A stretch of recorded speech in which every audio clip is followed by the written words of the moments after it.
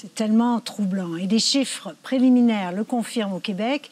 Les accusations pour violence conjugale ont bondi de 45 %, alors que les signalements pour ce type d'agression ont augmenté de 12 %.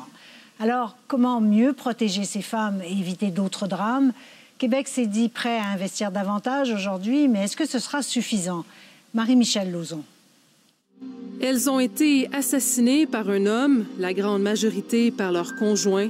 Une vague de meurtres envers les femmes secoue la province. En moyenne, au Québec, il y a 12 femmes qui meurent chaque année. On est déjà rendu à 7. C'est sans compter les dommages collatéraux avec les enfants qui se retrouvent orphelins. C'est épouvantable. Ingrid Falaise, ébranlée par cette augmentation de violences meurtrières, exige des actions. Et maintenant? Des paroles, on en entend depuis longtemps. Là, il faut des actions concrètes. Qu'est-ce que vous mettez en place concrètement pour vrai? Le gouvernement se montre préoccupé par la situation et promet davantage de ressources et d'argent. Les signalements de violences conjugales ont augmenté de 12 % dernièrement. Il y a plus de répression qui se fait autour de la violence conjugale. Donc ça, c'est un pas dans la bonne direction, dans le sens où c'est important que les gens comprennent que cette violence-là n'est pas impunie au Québec et ne peut pas se faire impunément. C'est définitivement pas le Québec qu'on veut léguer à nos filles et à nos garçons. Si ça prend plus de moyens, on va mettre plus de moyens. Pour les partis d'opposition, c'est loin d'être suffisant. Il faut qu'il y ait une personne au gouvernement qui soit responsable de regarder ce qui se passe. Des gestes clairs que le premier ministre doit poser en nommant quelqu'un qui va s'en occuper à temps plein. Il y a quand même des impacts de confinement qu'on voit apparaître. Martin Métivier gère l'une des 5 cellules de crise mises sur pied au Québec pour tenter de contrer la violence conjugale.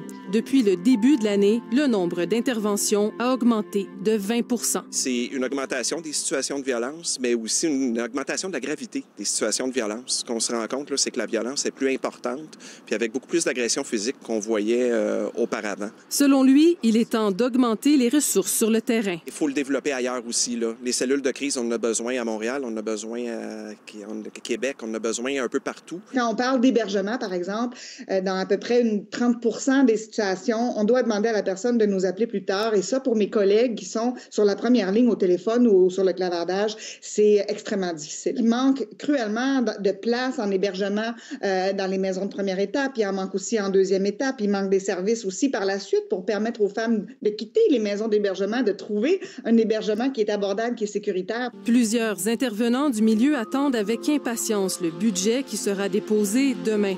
Et devant l'urgence d'agir, la solution se trouve dans les écoles, croit Ingrid Falaise. Il faut éduquer nos enfants, nos jeunes hommes dans les écoles dès la petite enfance. Il faut changer nos mentalités. Ici, Marie-Michèle Lauzon, Radio-Canada, Montréal. Bien sûr, le phénomène n'est pas unique au Québec. Au Canada, 160 femmes sont mortes des suites d'un acte violent en 2020, ce qui correspond, Sébastien, à une femme tuée tous les 2 jours et demi. Oui, autrement dit, une femme va être tuée dans 48 heures en moyenne. C'est un slogan lors d'une manifestation, mais tout de même, avouez que ça frappe l'imaginaire. Alors, au pays, l'Observatoire canadien du fémicide documente la violence faite aux femmes depuis quelques années. Voici le portrait des victimes recensées par l'Observatoire en 2020. 160 femmes assassinées, dans près de 90 % des cas par un homme et bien souvent par un partenaire intime.